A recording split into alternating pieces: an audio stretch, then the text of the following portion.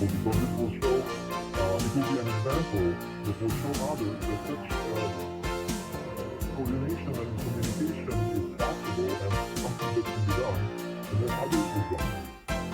Thank you, Cobra. And did you want to add anything, Corey, to that? No, I totally agree. The more focused intent we can get on one topic, the more energy we'll have behind it. So.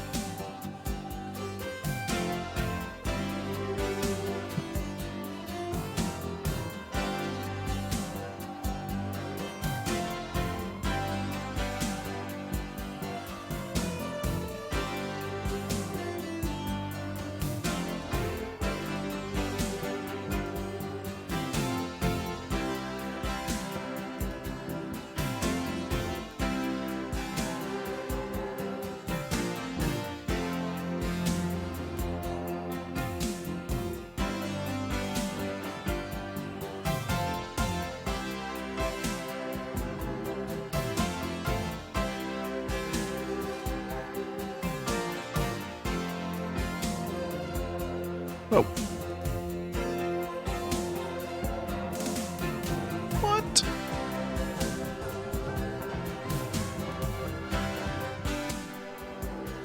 Oh, shit. Finally.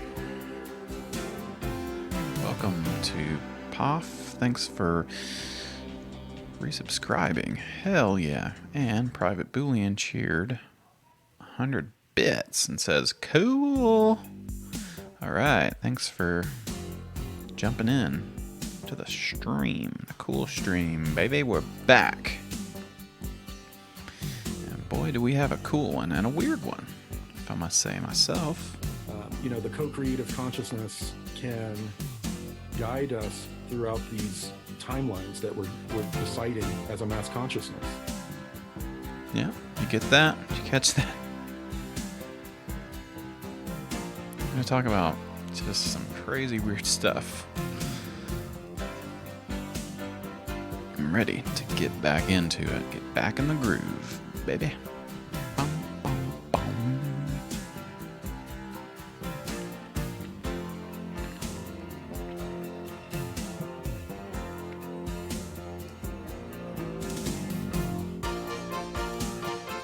Bum, bum, bum. And if we try to get as many of us on the same page as possible and do mass meditations, prayers, or whatever people's ideology is, then that focused intent can guide us to the most optimal temporal reality. Like some aliens down. Schmalians. Drink some more of this coffee.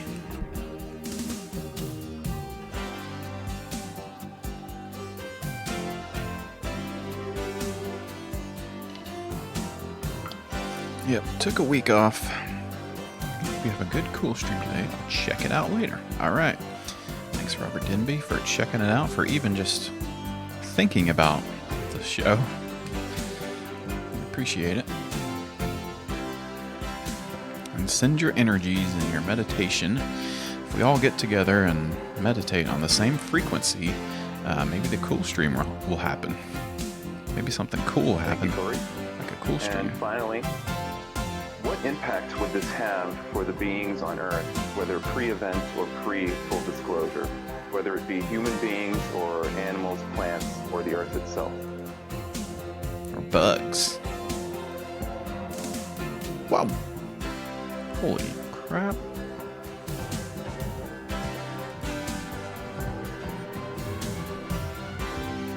Yes. Thanks for resubscribing for 2 months in a row, Robert Denby. Bam! I got the music blasting. You couldn't hear that alert, but we appreciate that. All the subs, resubbing. It's pretty cool. We've come so far. Do-do-do-do-do-do.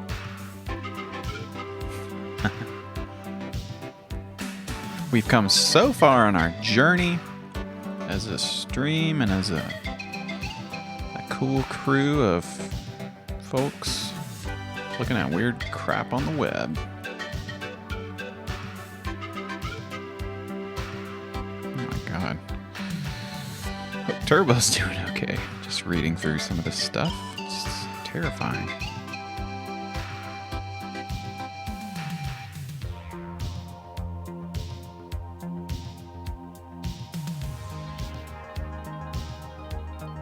Put on the assertive pants. Hell yeah. Sometimes you're gonna do that.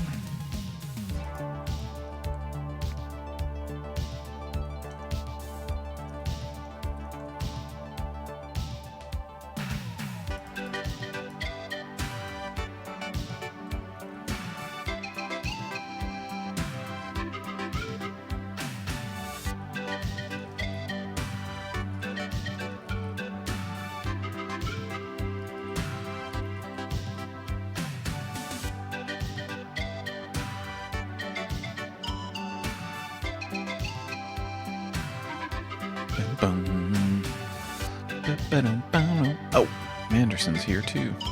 All the gang's here. We took a week off, and then everyone's like, they need their cool fix. I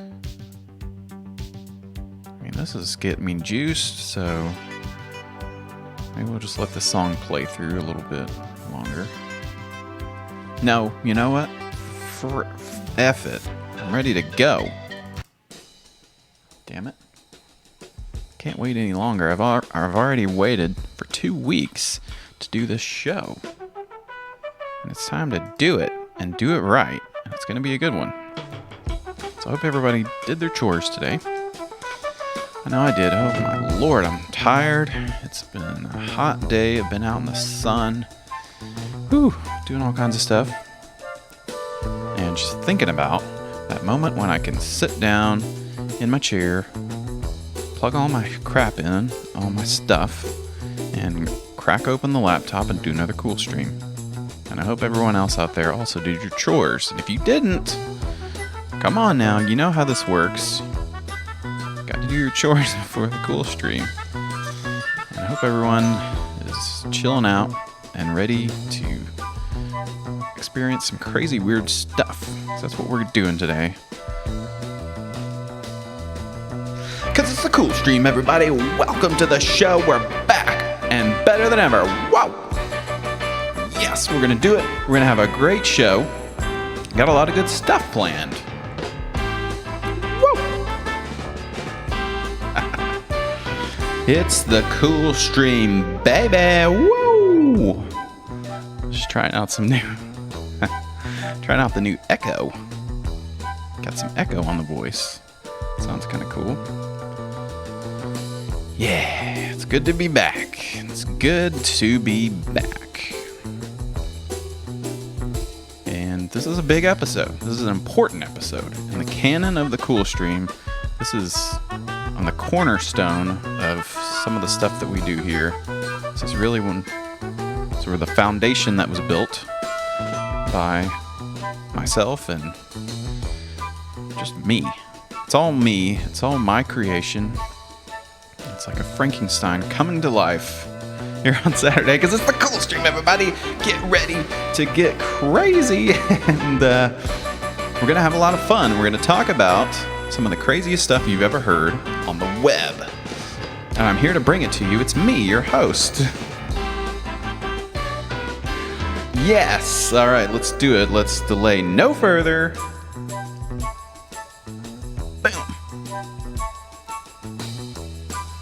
What the heck is this stuff? We were playing a little bit from this radio show. Over. Oh, this is a good place to pause that. And we'll show, oh yeah. We'll show our new fancy friends. We love them. You love them. You love to love them. That's right. Do I have an intro here? Let's see. I think this is it coming up. Because today on the show, we're going to talk about the outer space beings and those that send their love and light and worship them as gods. Whoops. Something like that. I still can't really think of a good description. Look at this busty babe and these hunky alien hunks we got here. Oh, baby. Yep. We're revisiting some stuff that you know and love.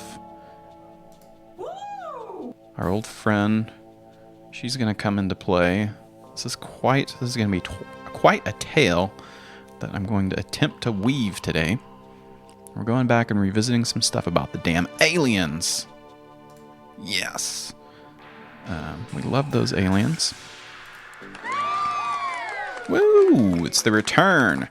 So our first episode about aliens, we really did kind of an overview where we talked about all the different alien races, ethnicities or nationalities, whatever you want to call it.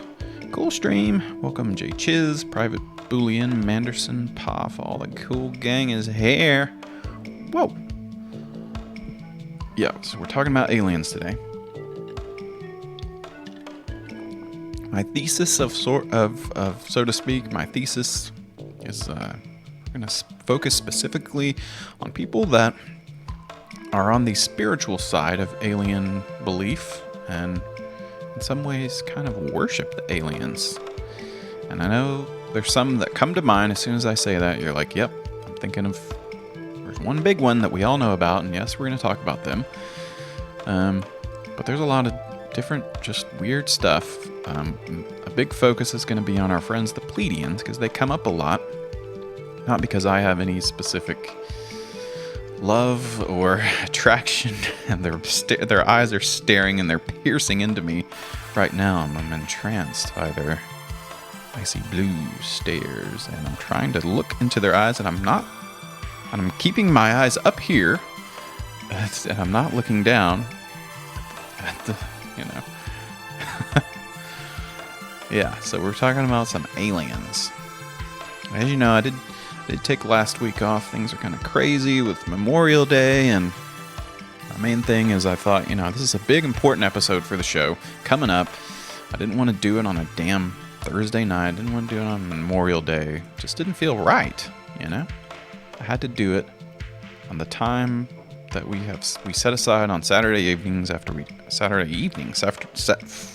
frick, I can't even talk today. The time, I'm so rusty I can't talk anymore. We set aside a time each week on Saturday where we talk about all kinds of weird stuff.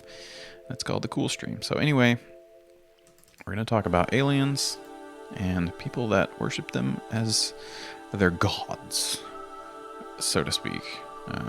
It's kind of a weird thing, come to think of it, if you think about it.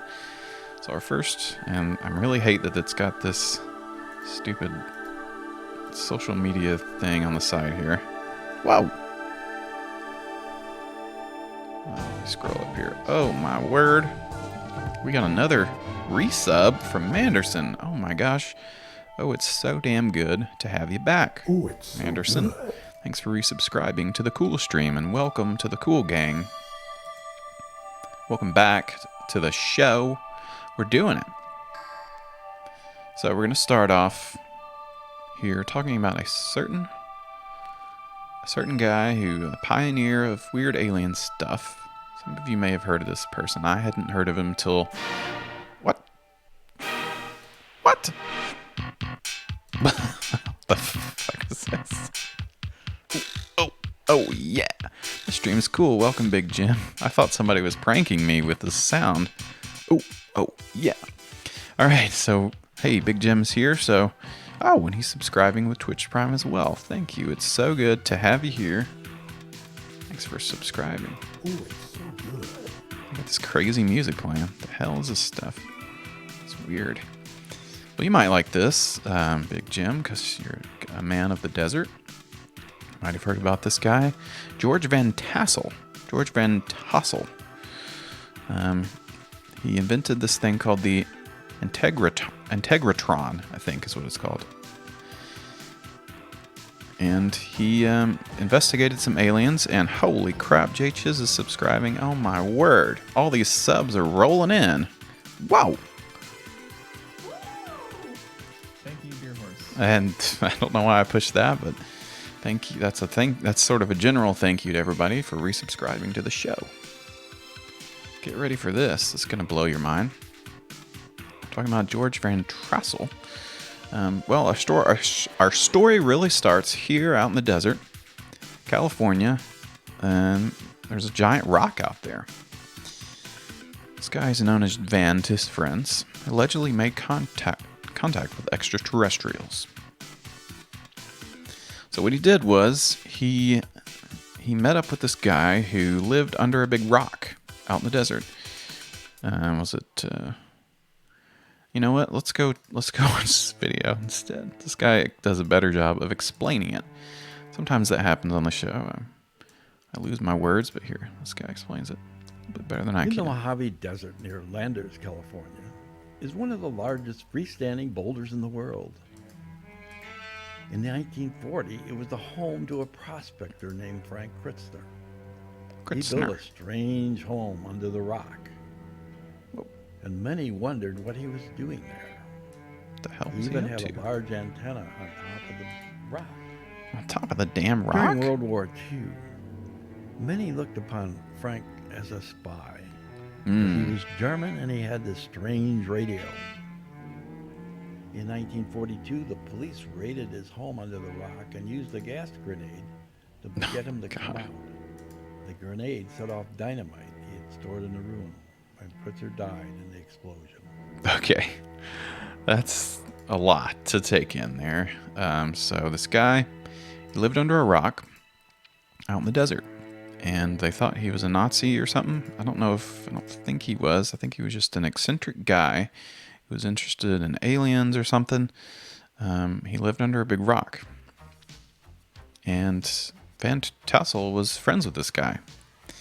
Anyway, so the police came. They thought he was kind of a weird guy. He was up to no good, maybe perhaps a spy.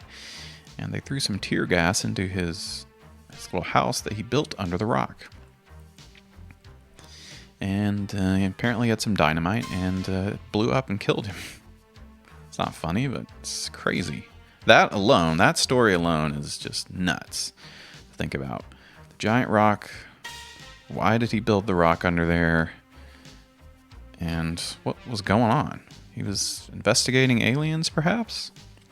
I thought this article would tell me something about it. He's accused of stealing dynamite, later being an enemy spy. So, anyway, Van Tassel knew this guy, and they were friends or something. And well, let's continue with this video, and maybe I'll explain it a little more. So that part alone is pretty nutso, and unfortunate that this man was killed. We don't know if he was a good guy. We're not really sure. So let's continue. After Frank's death, his friend George Van Tassel took over the giant rock, The giant rock. maintained an airfield, and built a cafe. During his time working there, he had an encounter with an alien from another planet. Oh, there we go. Because of this, the area soon became a meeting place cafe. for those interested in UFOs. Cafe. There's the At one cafe. meeting, over 11,000 people Holy. attended. The meetings were fundraisers to build the Integratron. Yes, there it is. Man from Venus gave George the instructions on how to build. The Yes. structure was supposed to be able to rejuvenate human cells and enable time travel. He began the construction in 1953, and not a single nail was used in the building. He died in 1978 It's kind of cool. before it was completed. Oh, The Integratron is still there, and it's open for visitors. it's pretty cool. Cool building. Crystal bowls are used to create a sound bath for a meditation experience. I mean, that's kind of cool. You know, a cool building that involves meditation. You know, why didn't he use nails? I don't know. He's not a carpenter. What about screws? That's a good question. Let's see if this article here will tell us any more about the construction of the Integratron. Anyway, George Van Tassel, he came in contact with some aliens. one specifically we'll talk about because people still believe in this particular alien fella to this day. And also, oh, here it is, the Mojave Desert. Moved as well to the Mojave Desert. He leased the land surrounding the giant rock. So out in the Mojave Desert, you have the giant rock, the guy who was blown up inside of it, and then George Van Tassel took over the giant rock, which apparently it also has some significance to Native American people. I mean, it's a huge rock, you know, it's a very cool, impressive thing. He believed the rock's crystalline structure possessed great channeling power by virtue of its piezoelectric characteristics. We started meditating in rooms under the boulder, and then a ship from Venus landed, and a man wearing a jumpsuit stood at the foot of his sleeping bag, announcing, "I am Solganda, and I would be pleased to meet to show you my craft." Whoa! He had an encounter.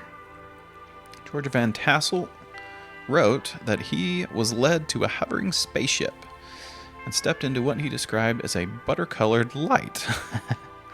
All right, that sounds delicious. Go to the land of milk and honey and butter and fat. It's a great Venusian accent. Thanks. Was taken to the ship, told him a bunch of stuff. He was shown principles of cell rejuvenation, which later led to the creation of the Integratron, designed specifically to carry out anti-aging processes to prolong human life. Schematics called for recharging human cell structure using powerful negative ion field. And he died before it was finished building.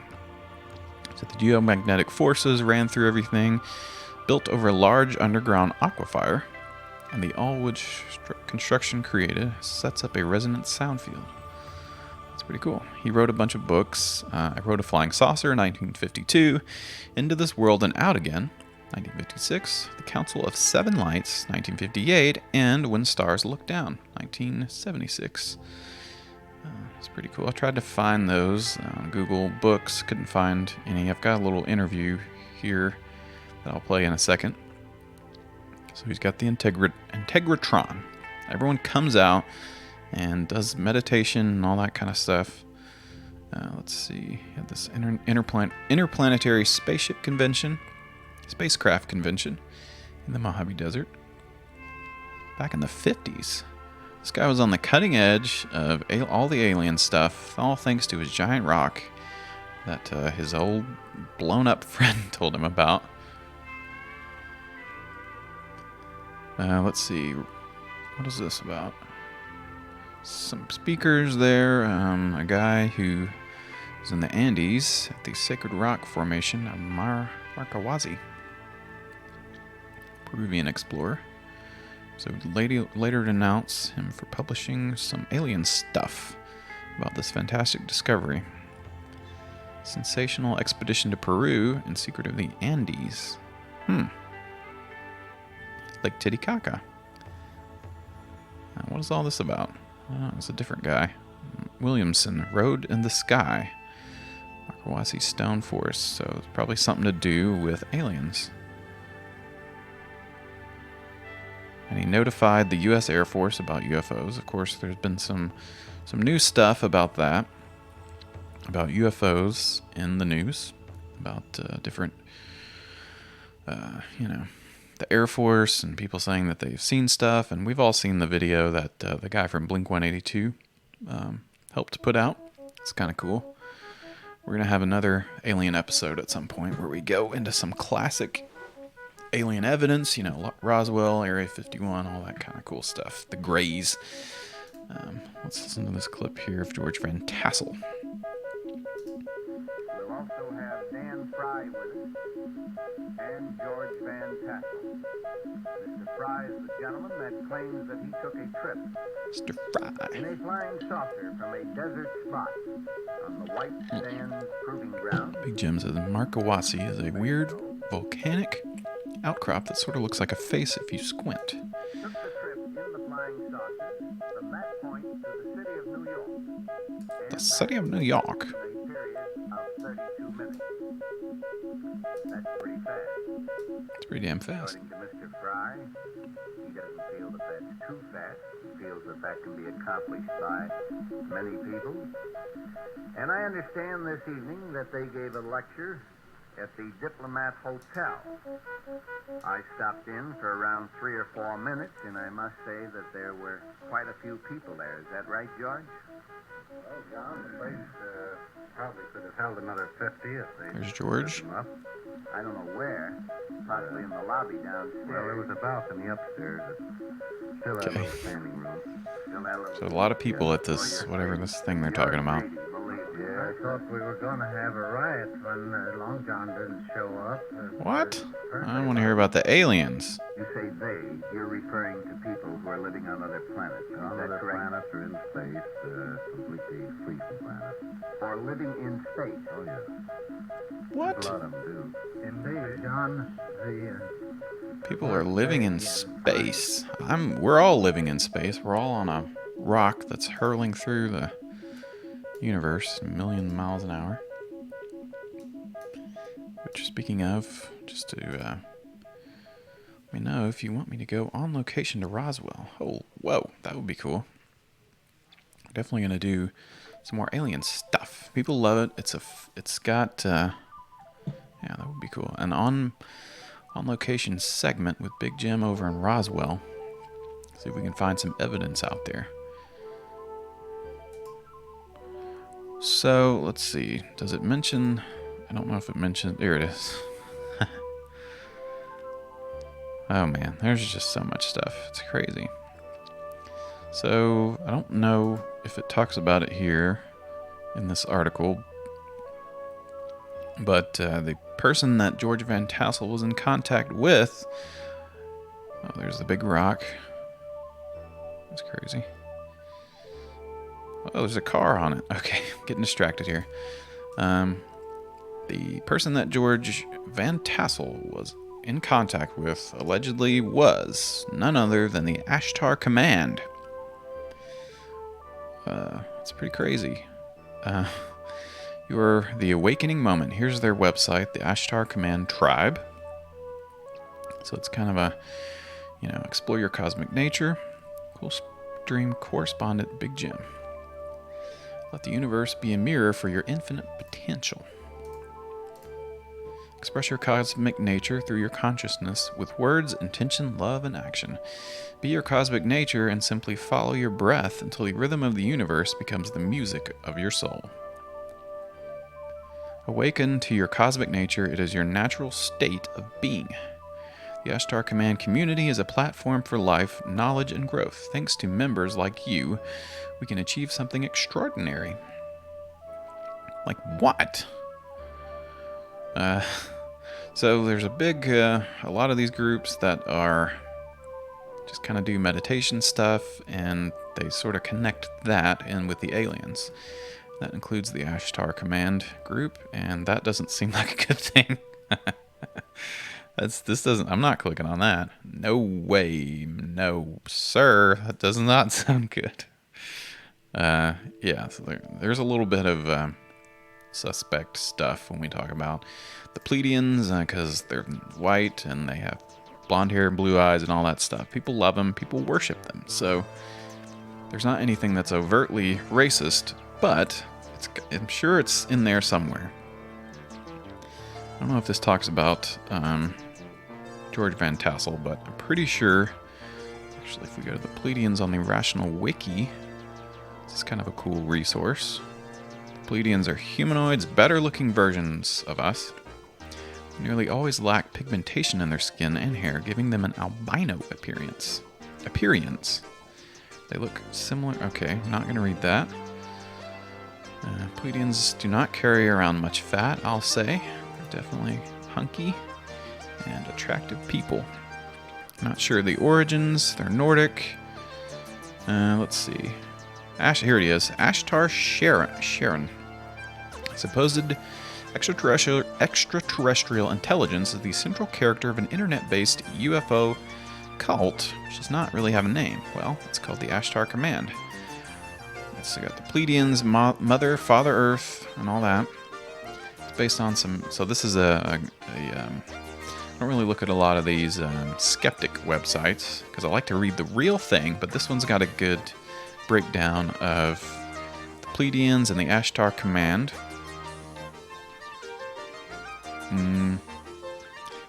So it relies on continuous revelation from multiple different beings about secret knowledge and imminent transformation.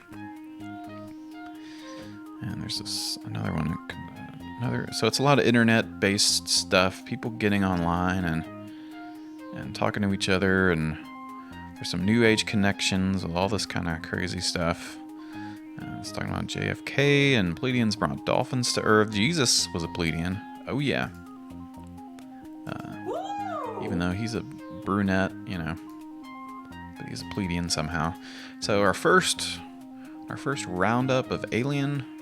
There's a lot of weird racism. That's right. Our first in our roundup of all these crazy groups, got the Ashtar Command tribe.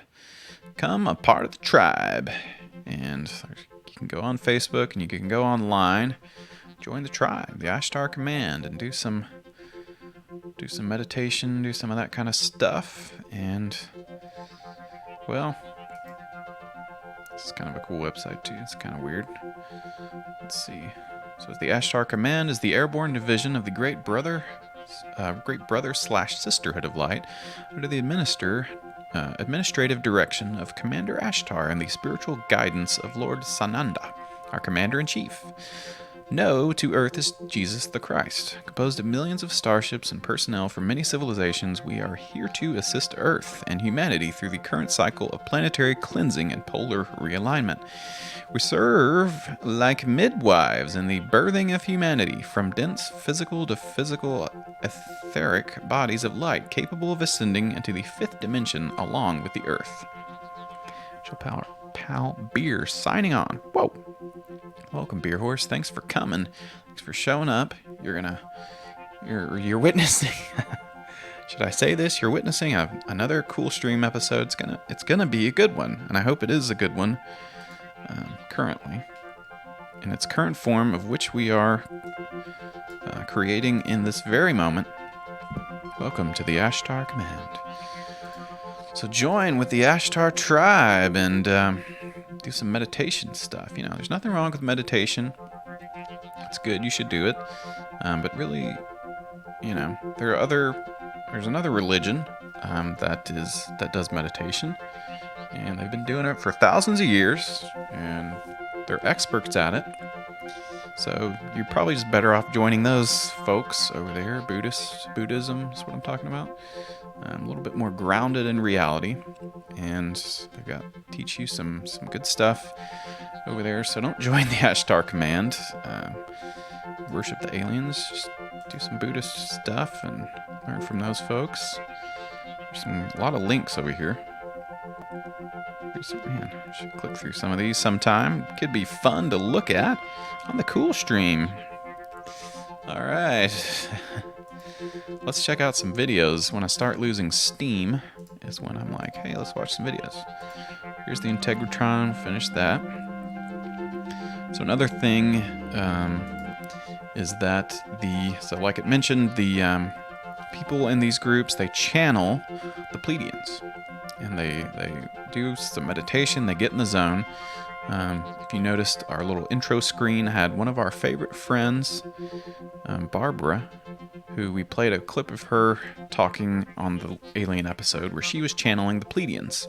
So what I learned is that a lot of people do this on the web, and they have got quite a few videos of people channeling the Pleiadians. So we're going to get into that. I think this is one of them. I don't know. By Sharon Stewart. She's got a Weebly site. Love Weebly. Got nice blankets. This is Ashtar, and I am here to wish you a Happy New Year. 2019 will be an even bigger year than 2018 was, with still more change, higher energies, and arrests of many of the criminals who all have been leading your Earth. Shannon Stewart. I feel that the event will hit its zenith and energies will push Gaia into the fifth dimension. Whoa. Habitation can then commence. We look Okay. forward to helping the new ones to the 5th dimension get their bearings and to help heal them of any residual trauma from your lives in the 3rd and 4th dimensions. We await you. I didn't quite understand that. This is kind of a weird computer voice. So, I guess they just typed this out and ran it through the computer system. But I like this illustration. Let's see what else they have to say. Your entrance into this new life of love and peace that so many on your planet have awaited for eons. We Eons. await a life with you as our equals, not as our younger siblings. We await the day you spread your wings and learn how to fly as the divine God seeds that you are. But with all this change comes So you still could- resistance. You could be a Pleiadian if you meditated hard enough and did all the things that you're supposed to do on this 3rd and 4th dimension. You could become a Pleiadian. That sounds cool. Have long blonde hair and big muscles and have like a beam coming out of my hand. That'd be cool. I'm just getting used to the 4th dimension, and they're coming up with a 3rd dimension, 5th dimension. I know. I don't think I could handle that. Sounds too much. 4th dimensional Earth is still embroiled in duality, and we watch as you make steps towards a more peaceful existence. All right. This is a cool website. Just gonna continue. Let's check out the Ashtar command real quick. I liked this video, and here we go.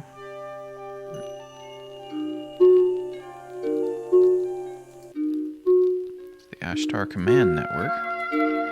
This is like something from public access, maybe. I'm not really sure, but I was sifting through all this stuff. Your host, Commander August Starr.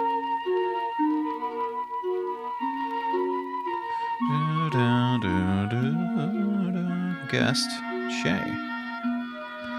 Your special guest. And here is your host and the topic, Ashtar Command. And that's our topic today of sorts. Bigger Horse lives in Flatland. Oh. Hello and welcome to the 1111 Ashtar Command Network. This is going to be a forum for discussing the issues of the planetary ascension, the Ashtar Command, and UFO abductee issues. Joining me today It's an is issue. Shay.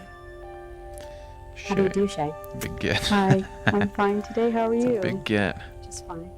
Just Well, fine. today your first question from some of your audience is, what is the Ashtar Command? Okay, this is and good. what is their purpose? We need to learn about this stuff. The Ashtar Command is a spiritual group of beings that are in the higher dimensions that have been The here to Ashtar assist Command. mankind throughout history. We haven't heard too much about them until recent times because of the interest in UFOs, but they have been here since the very beginning of time. And what is Okay. their purpose? Their purpose is to assist in this great time of need during the planetary ascension, and their purpose is to What's help that? us spiritually, to grow spiritually. Who Okay. is Ashtar? Commander Ashtar is actually what we call the So- commander-in-chief of the Ashtar Command. He's the leader. But she's the host. She's answering all the damn questions. And the other one there, the special guest, is just reading from questions submitted by their listeners. Very big purple energy here. Yep. And that'll come back into play when we, talk some more about some of these other groups that are famous, well-known. The color purple comes up a lot. All right, you get that little hint. And Hint, hint. he really takes direction from what we call Lord Sananda, who is actually Jesus Sananda. So Ashtar is a being that is in charge of, this program of redemption here on the planet. When we hear the Ashtar Command, it doesn't really tell us exactly how big that is. How many ships or how many people are there involved in the personnel of the command? Well, the Ashtar Command is really very vast. It's very much like the TV program Star Trek, if you could envision that. But Yeah, I can envision that. I've seen a couple episodes, and it sounds pretty cool. On a spaceship. Maybe Captain Picard could be the head guy. He's bald. He lost his hair, but maybe it was once blonde and flowing. Hit Ashtar is called the Commander and Cheeto and Cheese. It's a lot like Star Trek. There is some overlap with the Cheeto and the Pleiadians. I found some disturbing stuff that I didn't want to watch. A guy who, frankly, not really gonna suggest anything about his mental state, but he posts a lot of video about Trump and this Pleiadian guy that he knows that he talks to, and he talks to Trump, and Trump is, friends with the Pleiadians or something. It's really just, upsetting. Ashtars are the Romulans. You tell me. I'm not really sure. I'm not up on my Star Trek lore. Let's see. So we need to check out some more channeling of the Pleiadians. Let's see. What is this one here? I'm well prepared this week. Ow! We got a galactic update. What that's all about. Greetings, masters of the universe. Today, here it is. We will talk about an extraterrestrial race. A Dune called cult. Sounds cool. The Pleiadians originate from a Is it upsetting because you found the truth? known as the That's right. Pleiade star cluster. Oh, they okay. have civilizations in close proximity to these sister stars.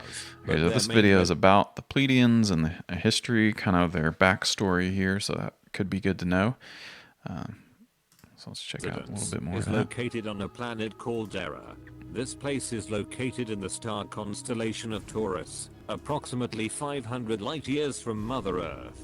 They are an ancient humanoid race, whom we share a common ancestry. Doesn't have blonde known to hair. be a That ain't race no called the Pleiadian. Lyrans. Wow. Because of the many wars on Lyra, What's that? many peaceful What is this Lyrans left lion on their doing here? spacecrafts and traveled for many years. Eventually, they reached the star cluster in Pleiades, and after scouting the planet Era, they later decided to Doesn't land look like on the Star surface. Trek. Due to their genetic involvement with Ah. the native people on Era, it is believed that the Pleiadian civilization started to emerge as a hybrid race many thousands of years ago. About 400,000 people live in peace and harmony with Space nature, lines and which the Snapchat Pleiadians filter see girls. is Oh the no. ideal amount for Oh the my. welfare of their planet. The people of Era are highly telepathic, and their means of travel around the planet is done by an advanced tube system. Oh, They also have interesting. no Tube medical technology. problems because they control their health by using their own mental powers. Their Ooh, DNA wow. is made of crystalline light, Yeah. and their skin tone is therefore naturally whiter and smoother than okay. ours. They also share the resources of their planet with all the people on Era. All material goods are given to the people freely, based on their Okay. contribution to their society. They reside on a fifth dimensional Whoa, frequency that's of cool. light, but they It's have got a dimensional little watermark there of whoever perspectives designed from this other realms as well. Religion thing. is foreign to the These are Pleiadians. cool pictures. They gained their knowledge through hard work and What? obedience to the truth of creation, the power of the spirit, and the creative laws, which So they don't have a god on their planet. They're just some hard-working aliens. What up? What up?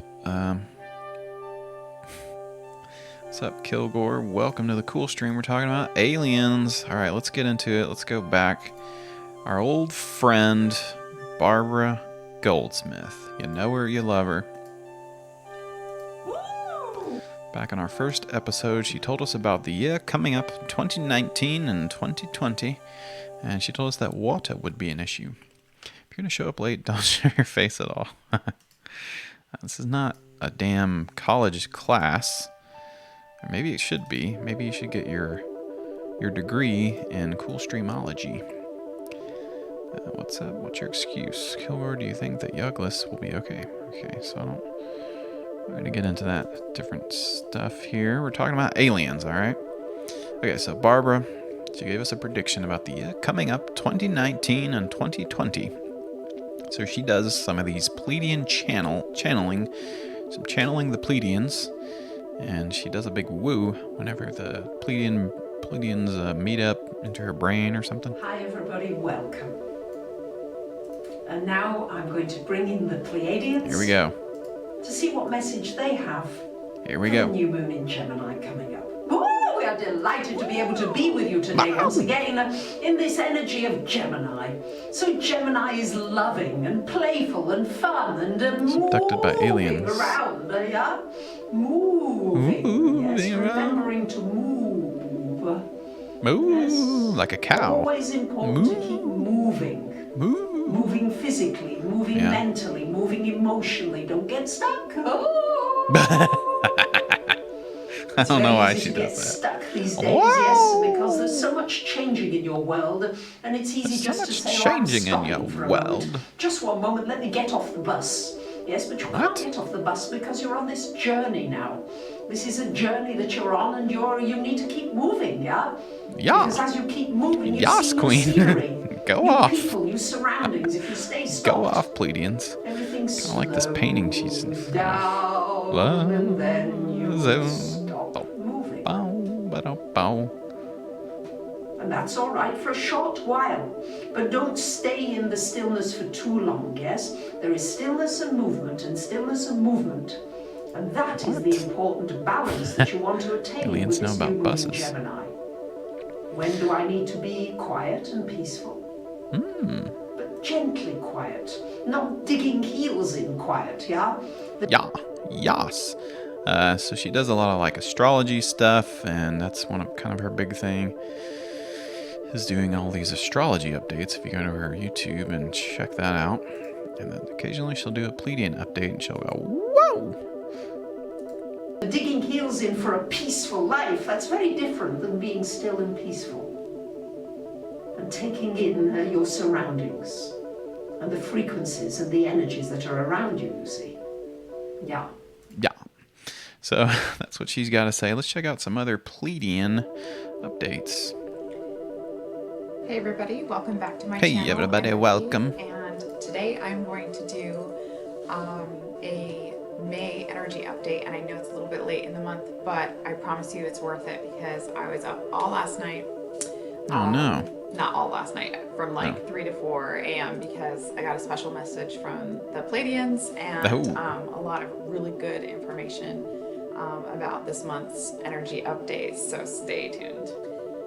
Okay, first I wrote it down, so there's a lot. There's a lot of stuff from the Planner, and Pleiadians. sometimes it has like extra pages, so I just grabbed it in the middle of the night. I get that But aliens I would wanted know to about do an buses, April but why would they recap reference quick them if because they already have an something advanced big tube happened system? in April for me, and I'm wondering if it's the same for you They're too. British and they go on the I tube. just felt like it was as if And they I say, got almost like mind the gap, instructions please. or clarity or Alright, so she doesn't really do a funny voice a direction to go. there, which is unfortunate, but, you know, definitely just a normal lady who did some journaling and got a message from the Pleiadians. An energy update. I don't really know how to go about getting a message from the Pleiadians. I kind of want to get one. Maybe I'll get one someday. There are some more that are a little bit more. Pleiadian Collective, and it is a pleasure and an honor to have the opportunity to connect with you. So we are very excited to talk to you about The new Pleiadians, they're very excited all the time. beginnings. This is the topic for this month's Galactic Light Code. And really, every moment of your life is an opportunity to begin anew. And too often you all get locked into your old stories of how you think the world is, how you are to interact with it, what others are going to think of you, how others are going to behave, and even the things you think you are capable of. You've got all of these stories that you tell yourselves, and really every moment you have the opportunity to let go of that story and choose a new one. So instead of thinking that really you doing a are funny not voice capable either. of achieving something, in the next moment you can shift that belief system to reinforce the idea that it is possible, that you are capable, and letting go of how you think things might turn out. So you might say, well, it's not possible because of X, Y, and Z.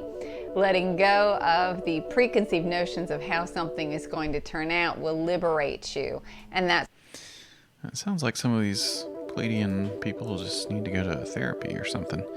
You know, I mean, I'm not saying they sure, you know what I mean. The type of advice she's giving here, you just, talk to your therapist about it and see what they have to say. But this is a message coming from the Pleiadians, telling you how to live your life. That's what being present is all about. That's what being in the moment is all about. It's not being attached to an outcome. It's about you just being very present in the moment and going with the flow. The next moment is about course correction if it's required, or maintenance of frequency. So you always... What? Course correction and maintenance of frequency? Sounds like some crazy, like I'm flying a spaceship. Let's see what this one says. I want one that has a funny voice, like Barbara. Whoa, whoa. Oh, here's one. She gets crazy with it. Let's fast forward. Oh, here we go.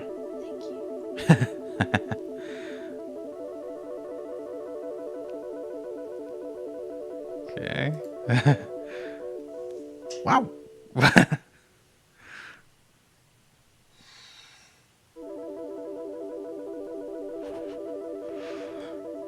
Okay.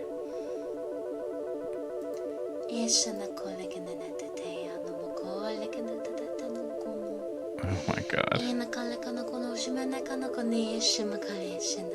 Oh fuck. Oh my god, I don't like this.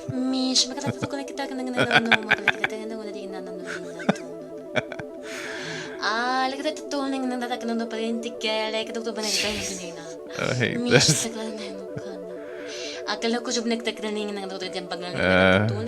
Look, she's gonna accidentally say something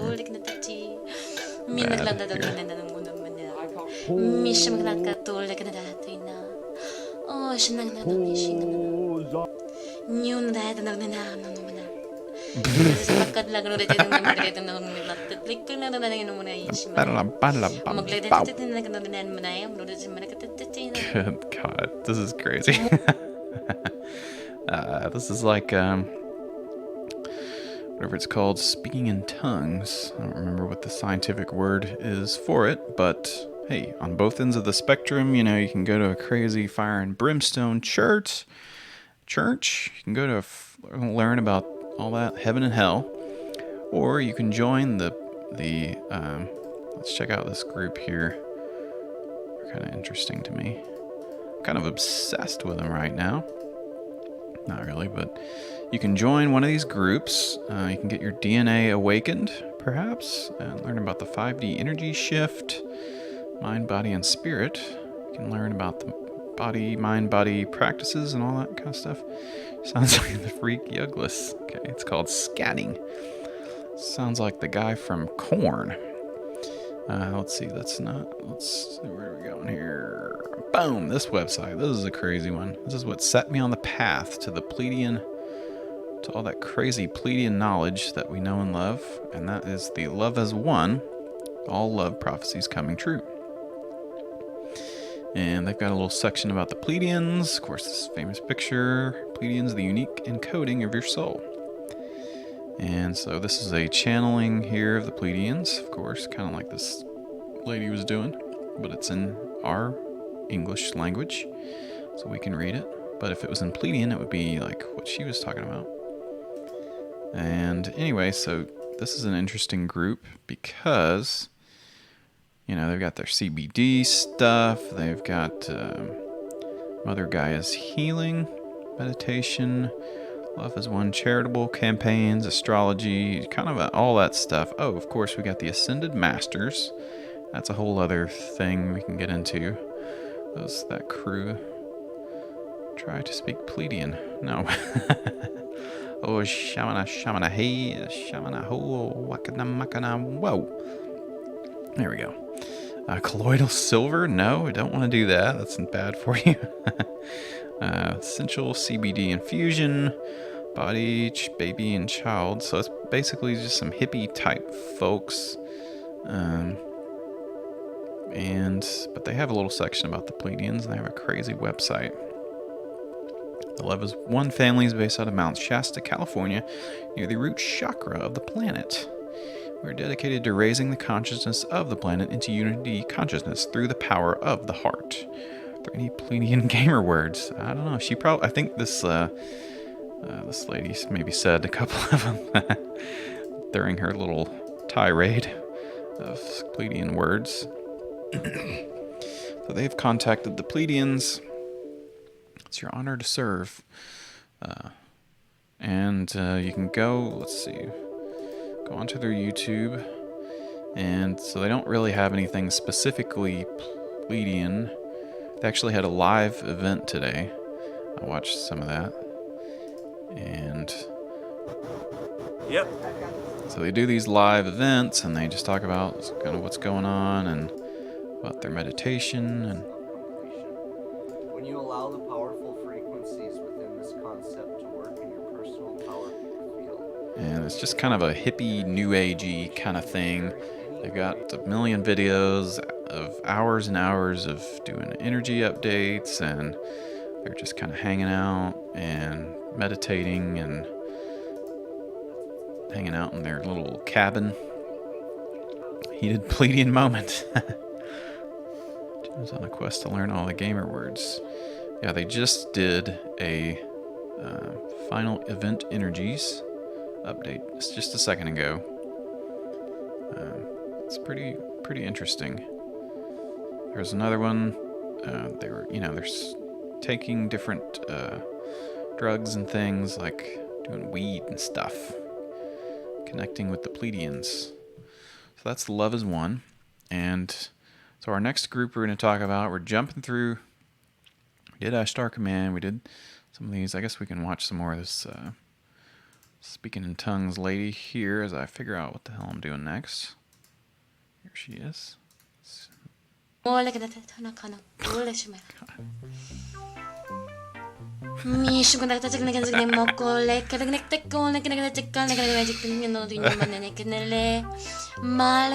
gonna say the gamer word. I can feel it. And then stream's over.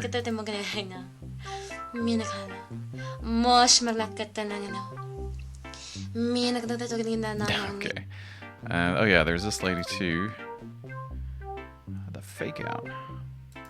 The Fakos and Gaffos. She's channeling the Pleiadian message, this lady here. Definitely a hippie chick. Nothing wrong with being hippie. It's cool. It's whatever you want to do.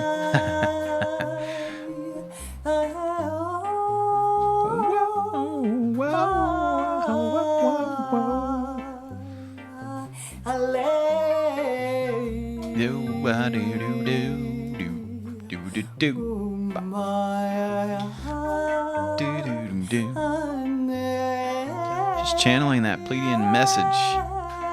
Singing it. Sing it. Sing it, sister.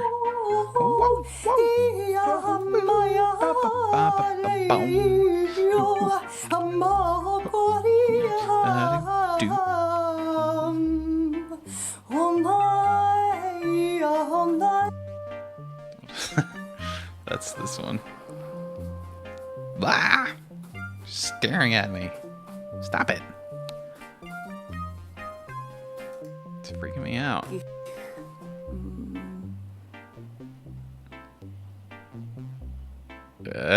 Okay.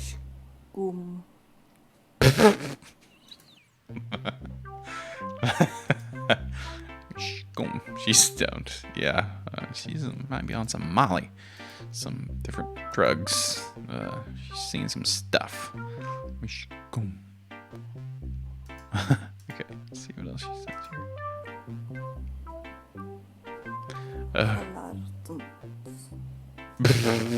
Oh, it's so good. Oh, Beer Horse. Yes. Yeah, play a little thing for you. Thank you, Beer Horse. Thanks for Beer that. Horse. Thank you, Beer Horse. Ah! Thank you, Beer Horse. Thank you, Beer Horse. Wasn't trying to do it. That many of them accidentally had it on repeat. So yeah, her pupils are dilated. She's on some stuff. She's tripping balls right now. Doom, doom, boom. Love to hear it. This is pretty funny. All right, let's get serious here. Quit all this laughing and cackling. We're getting down to the nitty gritty. We're getting down to our next one. talking about the Sphere Being Alliance. And this is our friend here. This is a new character in the cast of Cool Stream characters. Corey Good. He's good. Ooh, he's so good.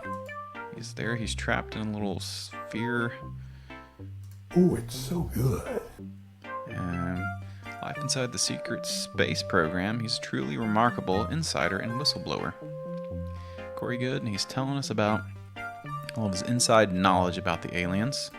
Plus, our next couple of groups are going to be kind of in that similar vein. This guy's pretty cool. So he's a whistleblower. He's inside the secret military program. The narrative that to some might read like fiction, Corey reveals the true story of humanity's celestial presence and the details of an extraterrestrial message, which conveys the details of the coming collective ascension for humankind. And so, continue here. The Sphere Being Alliance is here to guide us through the ascension process. So that's what it's all about with these folks here, is about ascension, meditating and all that. A slight difference, though, with our friend Corey Good. He does not tap into the Pleiadian knowledge. No. So we're going to enact some changes that leads to full disclosure. He relays the spiritual message, not from the Pleiadians, but from the Blue Avians. What? The Sphere Being Alliance. He talks to the damn Blue Avians. I don't think we've covered them in our... But there they are. I guess they're friends with the Pleiadians. Cosmic Disclosure. Here's the good vlog. Ooh, it's so good vlog.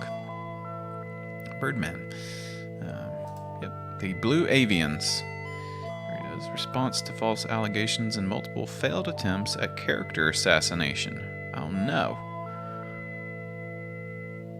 Ancient Builder recovering humanity's billion-year legacy. You're not alone. Going mainstream? Yeah, Navy pilot who witnessed Tic Tac. Yep, so that's Corey Good. Let's check out one of his little videos here. And let's check it out. Let's hear him in his own words. How about that?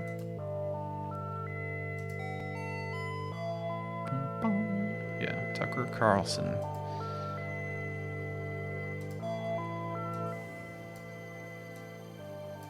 Guide to Terrestrial Non-Beings. Welcome back to Cosmic Disclosure. I'm Corey Good, and today I will be your host.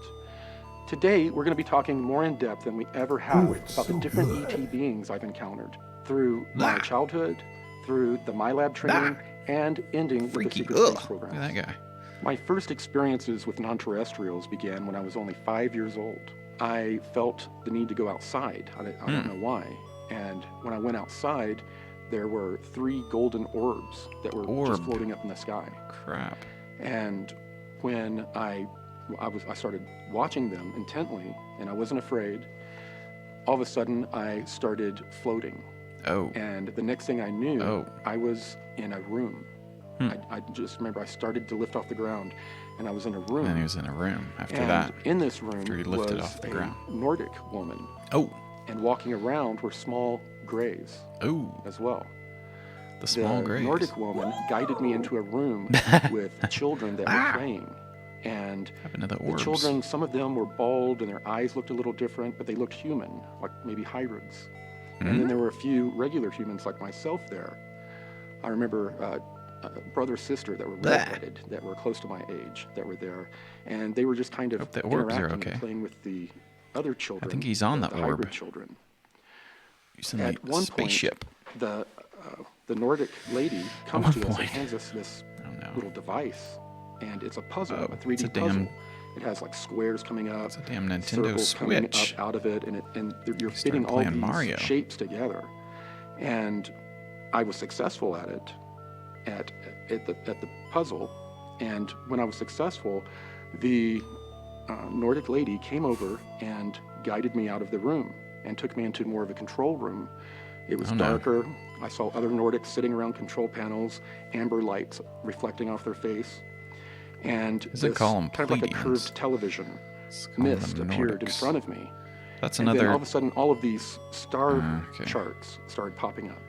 and she would. That's another term for the Pleiadians, is the Nordics. We learned about that on our first alien episode. The Nordics. She showed planets as well.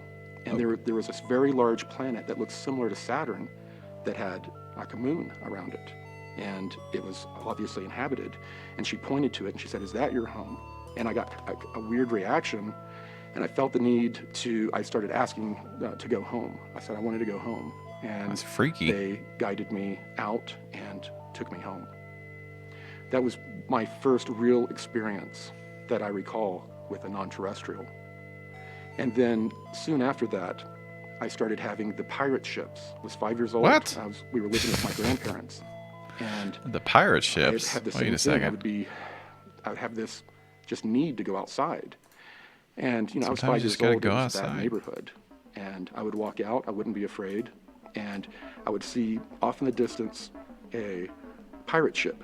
Wow. Like a leaf on the wind, coming down closer and closer, going lower and pirate lower. ship. The hell? And when it landed it would land on the ground, it would look like it looked like a ghostly ship as it would slowly come down. It would look like a solid pirate ship. I would then go onto the pirate ship, and then all of a sudden I was in a round room that had a window that went 360 degrees all the way around. And it's a space when I pirate stood up ship. and looked out that window, I saw my apartments and I saw my entire city. And What? then when I stood up and looked out that window, I saw my apartments and I saw my You saw my apartments. What is that? my entire city. And then Oh, his apartments that he lived in as a kid. Okay, that's too bad the aliens only want to convey abstract spiritual truths instead of giving us tech to help with global warming or whatever. Yep, could use some of that. Could use some tech right about now to help with that. It can help save the planet. But you know what? There's going to be an event, all right? So that's one thing we have to prepare for. And there's a group for that. So if you want to check out Sphere Being Alliance, and you can find out, you can read more about Corey Good. Obviously, I can't get into every single thing, but it's pretty much what you would expect. There's another group. Is the event the Toyotathon? I'm not sure. I've been trying to figure out what the event is for a while now. Ever since I found out about prepareforchange.net. All right, so that's another group, and I played a little clip from their radio. Okay, played another clip from their radio show at the very beginning. So the Prepare for Change group, they believe that there will be an event. The event / Cobra Resistance Movement / Disclosure. Prepare for Change Network. Beautiful holistic changes are occurring everywhere on Earth. Where does the financial link go? Go to the damn PayPal? Financial articles, financial group. Learn how to balance your damn checkbook. Financial liberation just ahead. Some financial changes. Lightworkers, we're about to enjoy both a nonviolent liberation of the planet along with a bright and beautiful future for all of humanity. So I guess this is some prepper stuff. Keep an extra 2 weeks of food. Gas up your vehicle when the tank is half empty. When the event occurs, all will be aware of the changes in the air. However, you need to know we are not experiencing any negative issues with the following infrastructure. Power outages, water outages, cell phone disruptions, civil disobedience, interruption of either medical care or normal emergency services. What to expect financially after the event. Vision for the new financial system. Okay. The event happens, the shit goes down, it's the divine galactic energy pulse. All banks will close. All credit cards, ATM machines will temporarily be disabled, up to 14 days. Now I'm going to need my credit card, damn it, if I'm going to go out and buy some food, and I can't live without it. And neither can my wife. That's a little joke for you. Okay, so the event's going to happen. It's crazy, direct energy pulse, and we all need to be prepared. So you're probably asking, how the hell do we know about this damn thing? What is it all about? Well, The Prepare for Change movement, of my understanding, my limited understanding, we got the world's reset imminent. Worldwide reset is imminent. My wife. Good God. What is the event? Okay, here we go. Whew, there's a lot to unravel with this crazy stuff. The event is when the rising of the planetary frequencies will be accompanied by the planned mass arrests of the worldwide criminal cabal, but politicians, big bankers, and others who have committed numerous crimes against humanity. I've heard of Cards Against Humanity, but this crimes against humanity. This will happen in a legal manner. The accused will be given trials. Sounds kind of familiar. As a result of this legal action, there will be a worldwide reset of our financial system, of our energy and food production, our media, and the whole structure of society in general. Clean technologies, which had been previously suppressed by big corporations, will be released. The natural abundance of this planet will be distributed for everybody. Our ecosystems cleaned, and this planet, along with all of its inhabitants, finally healed and liberated. Click to read more about the event. Please be aware that at the time of the event, the site will be getting perhaps millions of hits, and sign-up for groups will increase tremendously. We hope you will be active and take your role seriously and be a force for peace, truth, and understanding at the time of the event. The PFC team thanks you. Cool, we don't have to do anything. The magic aliens are just going to save us. That's right. One of the links on the right side was an article called The Dancing Israelis. Oh, Jesus Christ. Yeah, so there's not any overtly weird stuff on its face, but of course, when you read the event and when you see stuff about the Cabal, I mean, of course, we know what they're referencing, the Illuminati and all that kind of stuff, but it's the aliens that are going to help us out.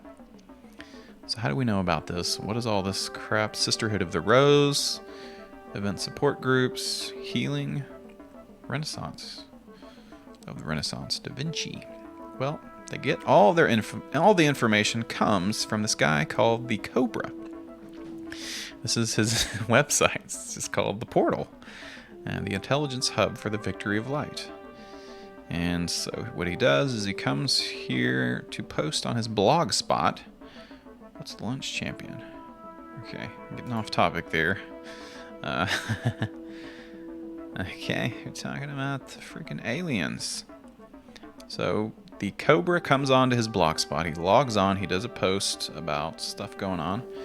The mission report: XMOS Pandora sequence in progress. Top egg deflected. External YXR flow multiphasic recovery in process. VTX POS requirements fully enforced. Project 310 merged into Project 501. Project 61 stall. Minimum MP requirements met. SD VTX POS requirements not met. Interesting. Don't really know what that means. Minimum HP requirements met sounds like something I would hear when I'm doing playing an RPG game. Got plenty of HP. XMOS Pandora sequence approved. The master key. What? I've got 169 comments. So if we go on to the damn portal, you can read all kinds of stuff. I want to state that the poison which is spread around those waiting for the event is damaging to the liberation process as well, not helping.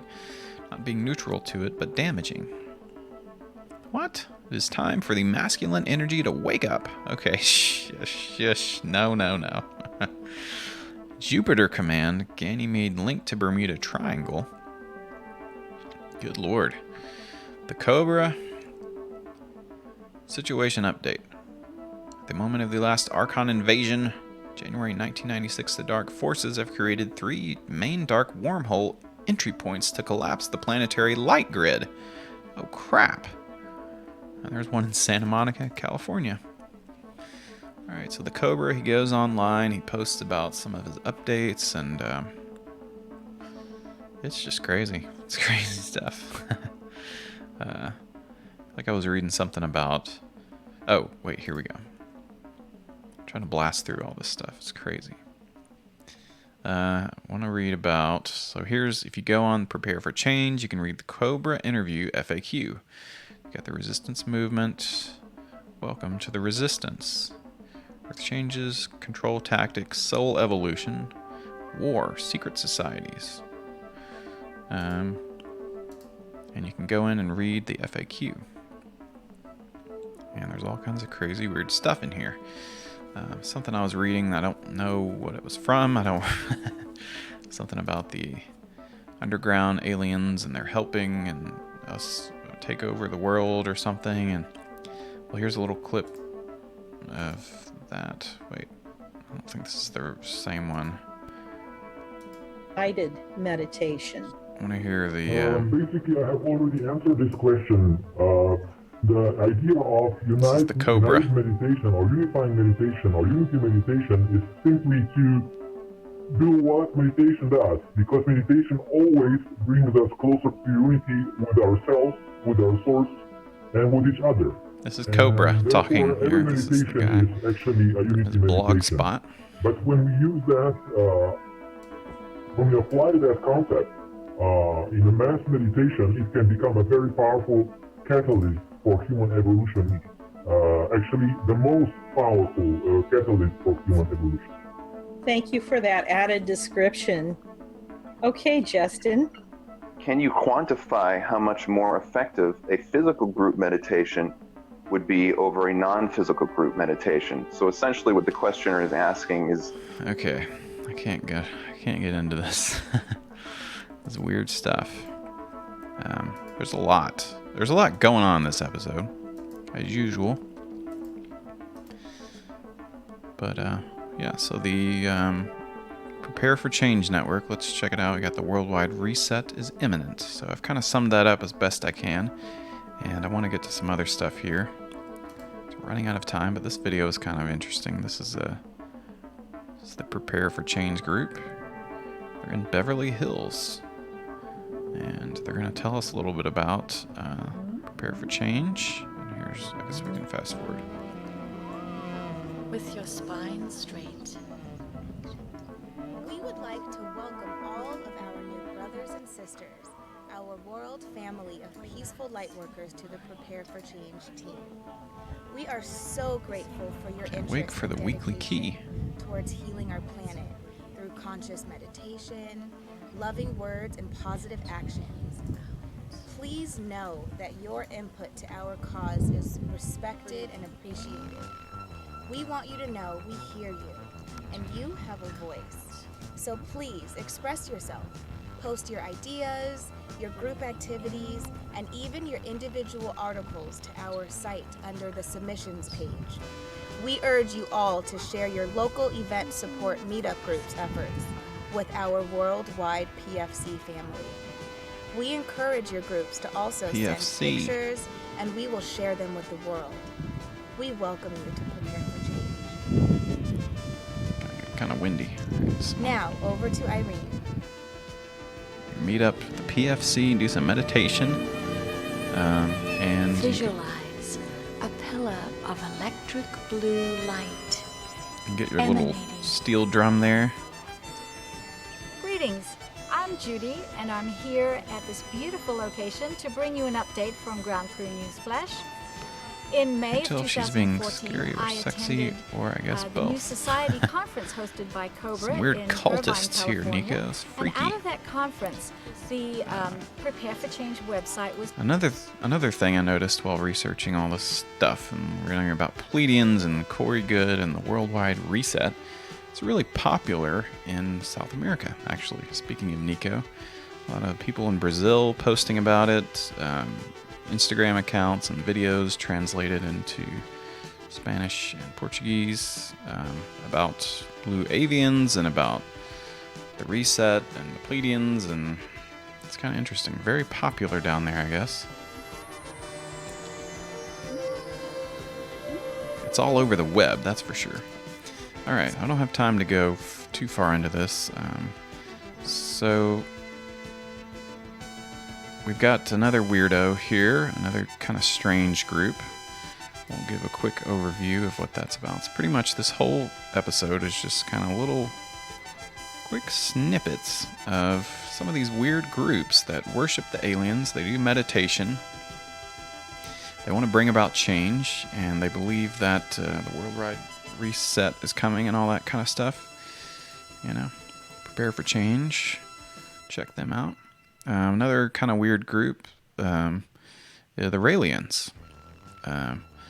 So they've got their leader here is this guy named Claude Vorilhon, known as Rael. He had an encounter with some aliens, and he started a group, a religious group, a cult, if you will, called Raelianism. And it's pretty strange. A lot of drugs at these meetups. That's right. Raelianism. Hello. Heyo. You can see the appeal of that. Raelianism. It's weird. It's a UFO-based religion. We've all heard stories time and again about human contact with aliens and alleged UFO sightings. Look up Capilla del Monte. Town here. Big time UFO location. Claimed to have been counting extraterrestrial beings called the Elohim, who appeared from the sky in a flying object. The Elohim explained to Claude that they created humans through DNA synthesis and genetic engineering. We're created humans through DNA synthesis, genetic stuff. We're just hybrids of Pleiadians or whatever alien group. We come from outer space. Let's check out a quick video about Rael. Because I have something to say to you. Our next guest, let me tell you his story. He's kind of a weird guy. On December the 13th, 1973, he was 27 years of age and a motor racing fanatic. And on that day, December 13th, 1973, Capilla. he was on his way to work, wasn't he? Because as well as being a motor racing enthusiast, he had his own motor racing magazine. And Okay, so Rael himself, he's an alien guy. He was a motor enthusiast. He raced all these race cars, and he had a race car magazine. He's a French guy. His normal route to a volcano in central France on his way to work. There he met, listen to me closely now, there he met some extraterrestrials in their spaceship on the side of the volcano. I freaked it It's out. only a small volcano. And they told him that they had created humankind in laboratories, and they asked him to spread the word throughout the world about them. Oh, man. They're laughing at him. Listen to They me, don't Johnny, believe watch a my word lips. of this. And they asked him to build an embassy on neutral territory so that they could come and visit the Earth, the people they had created, in peace. Now, in 1975, he met with the ETs again in a south-central region of France, and they took him with them. The south of France. Which is God They were knows on the many light beach, years away. I don't know hanging how out, far it is. drinking Now, some he margaritas. says that if even 5% of the people around the world who claim to have seen UFOs are sincere, then it's worth taking seriously. Let's have a welcome, please, for Claude Rael. This story is... Rael. There he is. Freaky, weird guy with a crazy comb over.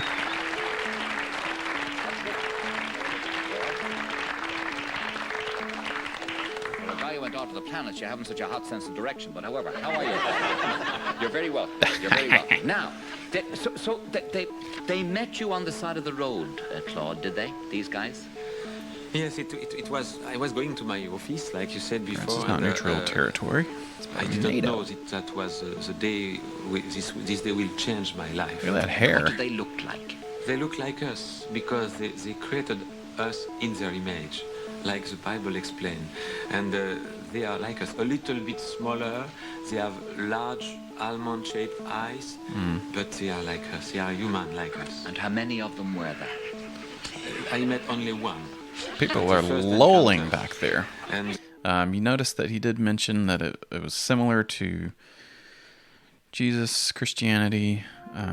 It's kind of a thing that they go back to quite a lot, is kind of tying in the alien stuff with Jesus, and Jesus was a Pleiadian, and everyone likes to kind of bring him into it, which I guess kind of makes sense. It was really, for me, sounds very incredible French. day. It was a crazy it was the most stuff, fantastic man. day of my life. Yes, and how long did the conversation last? People on are that laughing. first day?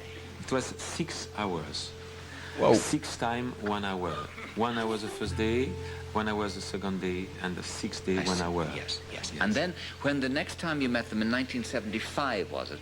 You met them, and they took you with them. It was to a their crazy planet. wild time, man. Wow. In what sort of a thing did they have to travel to the planet? The We freaking have spaceship. To understand that technology is 25,000 years of advance on Earth. So Oh my gosh. if we imagine Crazy. what was the civilization 100 years ago, for instance, everything in this studio is like a miracle for our grandfather. Yes. The microphone, Indeed. the lights, it's beyond their wildest imagination. And they couldn't even imagine if they heard about this cool stream and Twitch streaming and chat and stuff. They'd be like, "Oh my gosh, look at his face." They'd be like, "Oh my gosh, sounds like advanced, crazy technology." Everyone's got a damn phone. Everyone has a computer on their phone, and they can chat instantly, and they can watch streaming shows about crazy aliens. So that's pretty advanced stuff, and you could maybe make an argument that the internet and the computers and stuff came from aliens. Why not? Well, one thing that's sort of I don't really like about Raelians is most of it, but their symbol here, I'm glad it's not one that you can see very prominently, which is good, but don't really understand why their symbol is the Star of David, which is a symbol of the Jewish faith, and it's got a freaking swastika in the middle of it. It's not a good image. I know that this, swastika comes from, is an ancient symbol, and whatever was stolen by the bad guys, and all that kind of stuff has bad connotations now, as it should. But I don't really know why this guy would put it in the Star of David. It's really bad. Why would you do that? That's a terrible image there. There's some other video I was watching about how they had to change the symbol because they were going to put one of their headquarters in Israel. So they made them change their symbol into this little swirl in the middle of the star, which I guess works. I mean, I think you can kind of just do away with the star and all that. Just kind of, we're talking about aliens, so you could invent any old symbol that you want. You don't really have to combine these two things together. It's not a good look there, Rael. Come on. Here's this book. I'm not going to read the book. I'm running out of time. A message from the designers. So this is book on Google Books. Rael.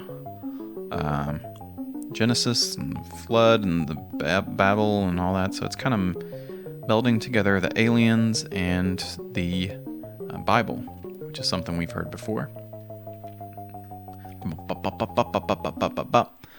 Alright, so one of the biggest, creepiest things of all time, something that is insanely creepy, is going to give me nightmares just watching this video. Let's see if I've got some creepy music to play. Let's go back to this one. One of the creepiest things of all time is, of course, the Heaven's Gate. I remember as a kid... Classroom. As a kid, I remember this going down... The comet, I remember the comet, and I remember seeing this guy on the news, and, we'd go out in the backyard, see the comet. Oh, that's cool, it's a crazy comet. Really neat thing to witness in our lifetime. And, seeing this crazy guy on the news, and hearing about this cult, and that they thought that they were going to get lifted into space by the comet, As a kid, didn't really understand what that meant necessarily. And then, we all know what happened after that, and so we'll just watch a little bit of this. We'll get really creeped out, and hail bop. It was a bright one, yes indeed. And they went... Old language, a couple thousand years ago, disciples. Those who are trying to prepare themselves for entry into the evolutionary level above human, synonymous with the kingdom of God. I'm having nightmares just looking at it. I can't do it. We're going to talk to you about the most crazy urgent thing that is on our mind, and what we suspect is the most urgent thing on the minds of those who will connect with us. But this will all make sense than some of the stuff he's talking about. This tape, Happens that their souls got beamed up to Mother Earth. That's right. About to be recycled. Okay. Your only chance to evacuate is to leave with us. Oh my God. Planet Earth about to be recycled. God. Can't Your look at only him. chance to It's too freaky. survive or evacuate is to leave with us. No. Now, that's a pretty major statement, pretty bold in terms of religion, in terms of anybody's intelligent thinking. To most people who would consider themselves intelligent beings, they'd say, well, that's absurd. What's all this doomsday stuff? What's all this prophetic stuff? You know, intelligent human beings should realize that everything has their cycle. They have their season. They have their beginning. They have their end. They have cycles. We're not saying that planet Earth is coming to an end. We're saying that planet Earth is about to be refurbished, spaded under, and have another chance to serve as a garden for another human civilization. Well, I mean, there could be some truth to that, I guess. Their house is 30 minutes away from me. Oh my God, it's terrifying. Okay, your horse.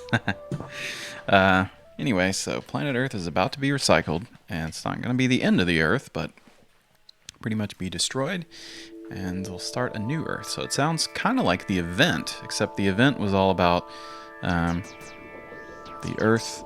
Okay, this is the song that has the weird sounds in it. Okay, we'll go with this one.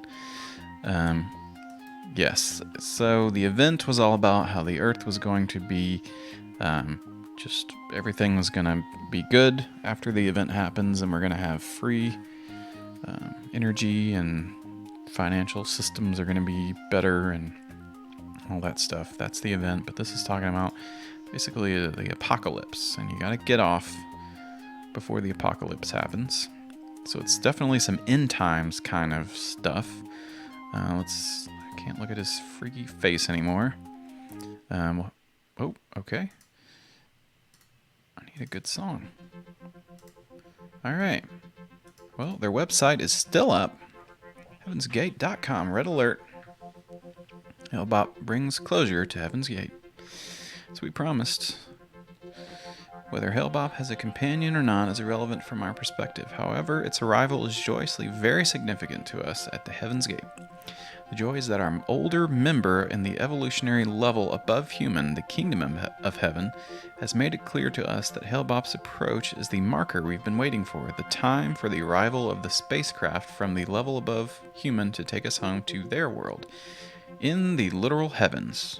So once again, we've got aliens, we've got cultish stuff, and we've got Jesus and the heaven and stuff. The heavens. Heaven's Gate. Of course, there was that video we watched about demons called Heaven's Gates and Hell's Flames. This is just Heaven's Gate. Our 22 years of classroom here on planet Earth is finally coming to a conclusion. Graduation from the human evolutionary level. We are happily prepared to leave this world and go with T's crew. We're gonna spill the tea. Ooh, statement by an ET presently incarnate. Excerpt from our book, Dew's Intro. Our purpose, the simple bottom line. Of course, they have a position against suicide. It's very sad what happened, and I might read the Wikipedia if I'm feeling up to it. 2,000 years ago, the bottom line. 2,000 years ago, a crew of members of the Kingdom of Heaven who were responsible for nurturing gardens, right? Garden of Eden, determined that a percentage of the human plants of the present civilization of this garden, Earth, had developed enough that some of those bodies might be ready to be used as containers for soul deposits. Interesting. Upon instruction, a member of the Kingdom of Heaven then left behind his body in that next level, the fifth dimension, similar to putting it in a closet like a suit of clothes that doesn't need to be worn for a while. What? He left his body in that next level, similar to putting it in a closet like a suit of clothes. Okay. Okay, hope he put some mothballs in there. Came to Earth and moved into or incarnated into an adult human body or vehicle that had been prepped for this particular task. The body that was chosen was called Jesus. So we're seeing these parallels here. Got the Raelians, they believe in the biblical stuff, but with aliens, and the same here with Heaven's Gate. So a couple of members are still around here, keeping the website going. Got the translation of the videotape. So, well, let's go ahead and let's check it out. This is disturbing stuff, but we might as well. Since we're here, Heaven's Gate Band. I haven't heard of those guys. William Shakespeare's sonnet. So, this is disturbing stuff, but members of Dew's clan, they rented the monastery, so that's nearby Manderson's house. A big mansion in California, gated community. And so he taped himself doing the final exit. It's the only way to evacuate Earth. The spacecraft was trailing Comet Hale-Bopp, and that this event would represent the closure to Heaven's Gate. Persuaded 38 followers to prepare for the ritual suicide so that their souls could board the spacecraft. Believed that after their deaths, a UFO would take their souls to another level of existence above humans. Alright, so this is a little warning for those who are watching who don't want to hear this kind of bad stuff. I don't know if I do either, but I'm going to read it because it's crazy. So content warning, if you don't want to hear about this, then you know what happens next, but if you don't want to hear about it, mute me for 5 seconds while I read it, and we'll come back. We're going to have a good laugh, and then we're going to end the show. So, the members took phenobarbital mixed with applesauce and washed it down with vodka. And then they asphyxiated themselves, which is horrifying, and I didn't want to go there. I didn't want to get dark and disturbing, because this is the cool stream, damn it. Come on. It's supposed to be fun and cool. Why do we have to read about this stuff? Well, it's important, because we're going through all the alien cults, and if it gets to that point, if you're in an alien cult and it gets to that point where they want you to do something like that, don't do it. Get out of there. But this is the kind of thinking that leads to just some bad stuff, you know? I don't really know where I'm going with this, but they had their shirts, sweatpants, Nikes, all that stuff. Armband patches reading Heaven's Gate's away team. One of many instances of the group's use of Star Trek fictional universe nomenclature. So Star Trek is back again. We heard about it once with the Ashtar Command. So I guess my point is here that there's a lot of these groups, and it's pretty wild that many of them still exist. Maybe not as intense as Heaven's Gate, but it's pretty bizarre. Be clear, everyone, Sucklebusters Inc. That's right. Thank you, Beer Horse. Thank you, Beer Horse. Wait a second here. Okay. I'm losing it. Horse. To be clear, everyone, Sucklebusters Inc. in no way supports ritual mass suicide of any kind. That's right. I'm going off on my own tangent here to one of the people involved was the brother of the actress who played Uhura in Star Trek. And he was the third, Applewhite was the third to last member to die. 2 people remained after him and were the only ones who would be found, and they had the purple cloths. Let's see. FedEx package was sent to this guy who was not present in the group. We received to contain the VHS videotapes, farewell messages. Okay, that's disturbing. It contained a letter.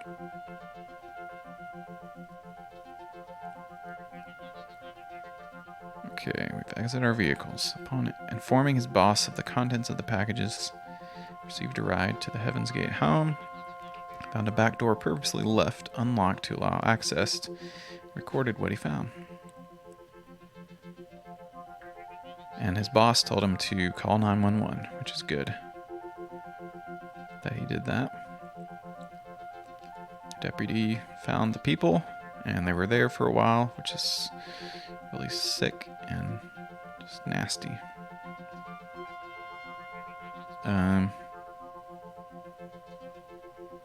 The discoverer of the comet was brought into the story. His phone didn't stop ringing all day.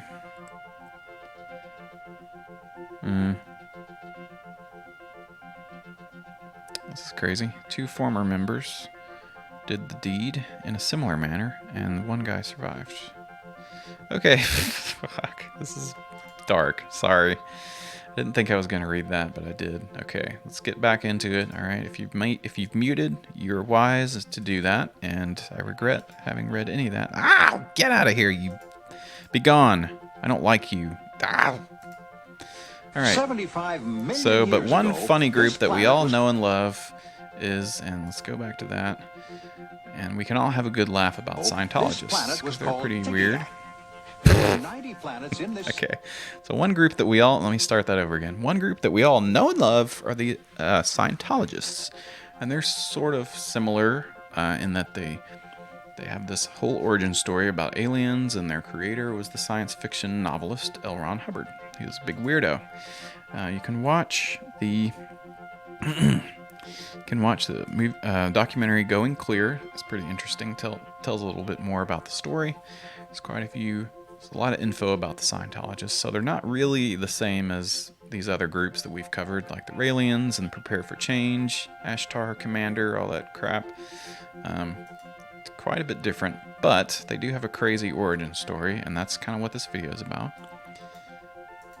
And I will also say that, you know, I think it's probably worse maybe to be a Scientologist for some people. If you're not a big celebrity, if you're not John Travolta, if you're not some of these other folks, you can have a tough time because they charge you a lot of money. They're kind of mean, and they make you smoke cigarettes, and it's just not a good group to belong to. 75 That's what I say. million years ago, this planet was called Tigiak. There were 90 planets in this sector called the Galactic Confederation. It's called Tigiak. This is part of the text of a Hubbard lecture. Here we go. They Look at had that. elected a fellow by the Freaking name of G.I. Joe. Xenu to the supreme ruler, and they were about to unelect him. And he took the last moments he had in office to really goof the flute. What? Xenu decided to take radical measures to overcome the population problem. Beings were captured on other planets and flown to locations near 10 volcanoes or more on Earth. H-bombs were dropped on the volcanoes, destroying the bodies of the beings who, as Thetans, attached themselves to one another as clusters. A revolt followed of the loyal officers against Xenu. Xenu was locked up in an electronic mountain Lock him fortress up. and remains there still. Xeno's locked up in a remote mountain fortress, which is good. We'd hate it if he got loosed. He goofed the floof. Xenu goofed the floof. They wanted to vote him out. They wanted to kick him out of office, and he said, no, I'm taking over now, and I'm going to, because of overpopulation, I'm going to drop these people, Thetans, or I'm going to drop them into volcanoes. And their spirit gets loose, and they become Thetans. At that time, beings born on this planet have had clusters of Thetans attached to their bodies. So he dropped them into the H-bombs and volcanoes on Earth, and the Thetans are the cluster of the souls of the people, and they will attach themselves to your soul. OT3 can run out these clusters and cause them to leave us and reincarnate as individuals.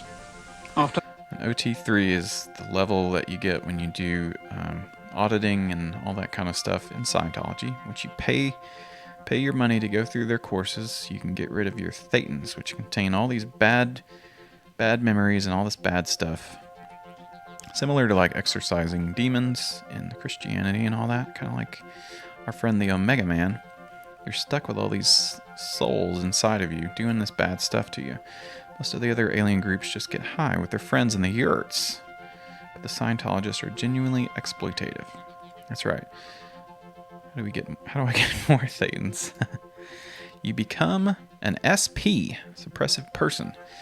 Yeah, so most of these other groups, I mean, I, of course, would rather join the group that just chills out, meditates, and does a little bit of... and kind of believes in crazy aliens, but, you know, not as bad as having to pay your whole life savings and tell all your deepest, darkest Hours of secrets to expensive these auditing, freaky, you are rid of the body thetans attached to nasty you. people. You may then acquire psychic powers, Oh. move objects at a distance, and have out-of-body experiences. Oh. If you find sounds you cool. can't, then you must take the course again for another £5,000. Yeah, that's where they get you. And in this documentary, they talk about this music video that's pretty funny. So we're gonna watch this, and then we're gonna end the show. All right.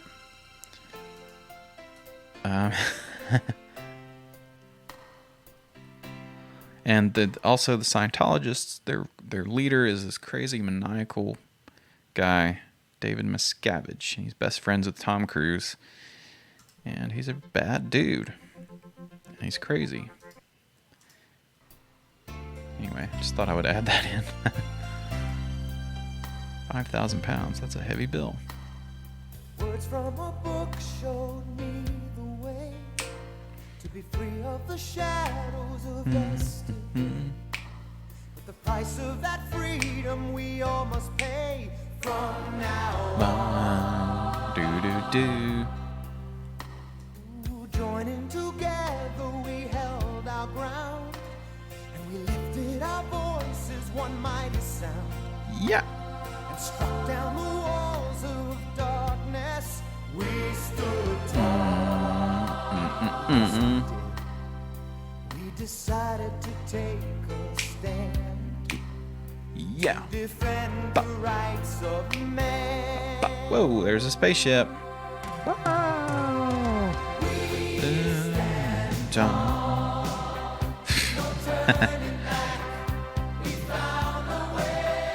It's kind of catchy. Sucks ass. It's pretty bad. Religious freedom. That's what it's all about. Oh God. It's crazy. What is this next part? Hubbard Dianetics Foundation. Take us from clear to eternity. To a future we thought would never be. We stand tall. Well, yeah, it's pretty weird. If you know anything about Scientology, this is kind of funny.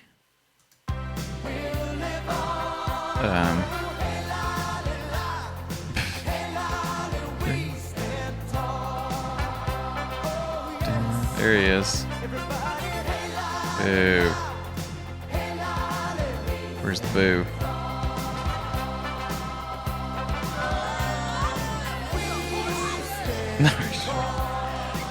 There's the E-meter. Anyway, don't have enough time to get into all of Scientology, but basically the whole thing is do your auditing, you tell all your deepest, darkest secrets, you go over all your bad feelings, and you it's kind of like a therapeutic session, a little bit.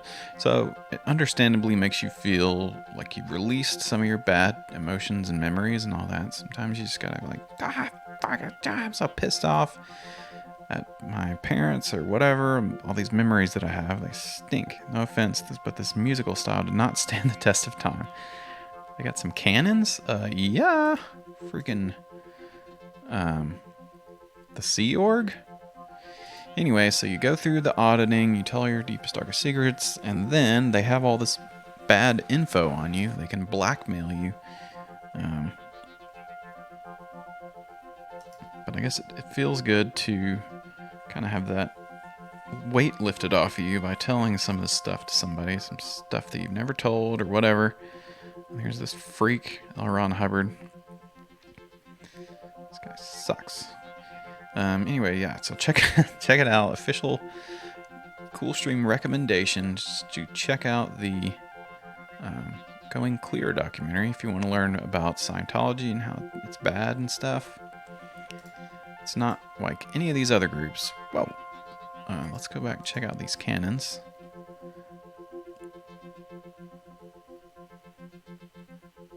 It's like a damn cruise ship. Here he is, LRH.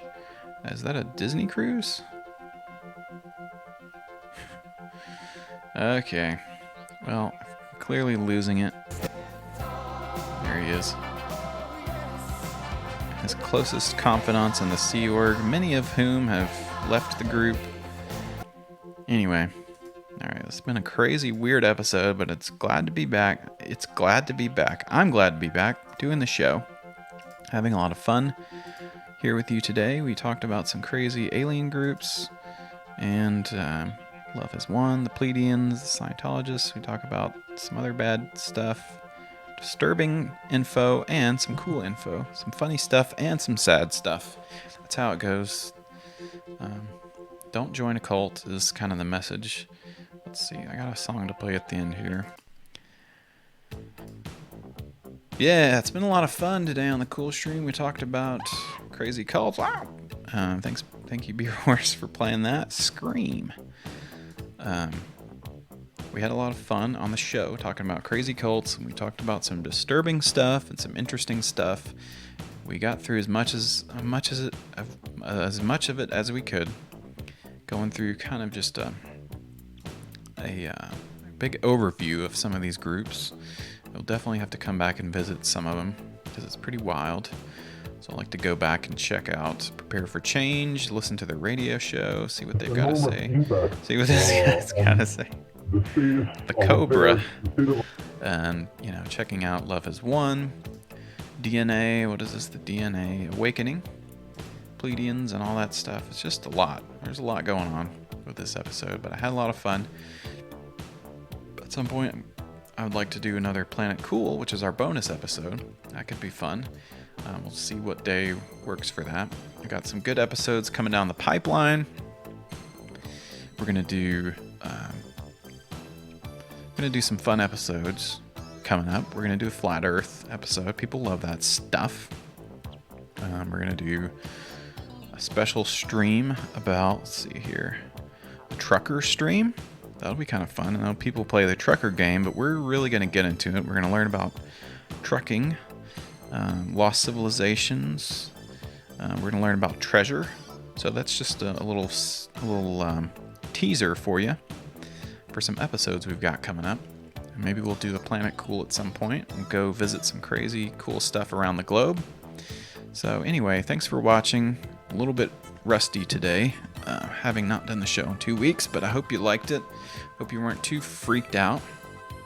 And thanks for joining us here on the show. We'll be back next week. I think I may have to do it on Friday next week. Got some stuff going on, so we'll see you next week for another episode of the Cool Stream. Thanks for joining us. Thanks for the subs that we had coming through here. Manderson and Robert Denby, Jay Chiz, Big Jim Fridge, freaking Poff Deluxe. We got all these resubscribers. That was crazy. So we appreciate that. We will see you next week on the Cool Stream. Thanks for watching. If it wasn't too freaky and weird, go back and watch some of those videos that we went through and have your mind blown, why don't you? Alright, so we'll play us out on the credits. Our new credit sequence. If you haven't seen it, this will blow your mind. And we'll see you next week on the show.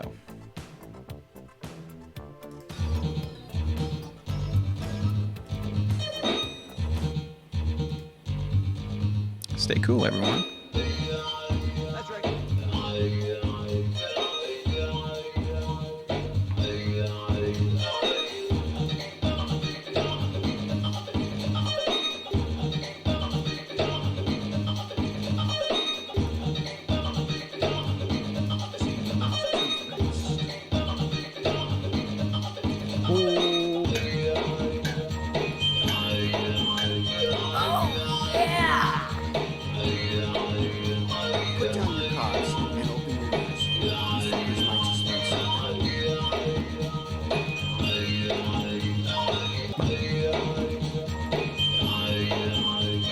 On this planet, it influences human. Oh,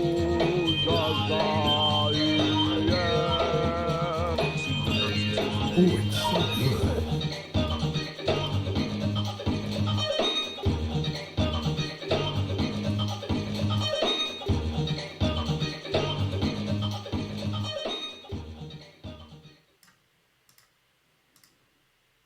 Kingdom, it influences animal kingdom, vegetable kingdom, mineral kingdom.